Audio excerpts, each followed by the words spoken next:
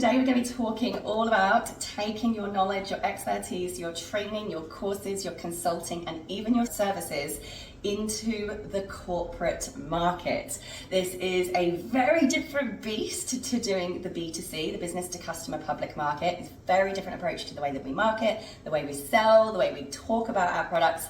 And in today's session, I'm going to be showing you guys everything from what are the differences between B2B and B2C. We're going to be talking about how do you actually approach and find these corporate clients in the first place, and then what do you need to do in terms of creating that commercial arrangement with that corporate client, what's involved, how do you put a proposal together, what should be in one, and then we're going to close up today's session with some practical tips as to how you can start going out there, reaching out and creating these sales conversations with people. Hello, my name is Sarah Cordiner. I am a qualified teacher trainer, curriculum developer. I'm Female Entrepreneur of the Year 2023 in 2 awards. I own Techmatics, which is a tech platform, and gained a valuation of $15 million in its first year, as well as owning my education and training company. I have been one of the most senior leaders, the executive director and head of campus of a university, and I've worked as a state manager for workforce training and development. And over the last 15 years of providing training services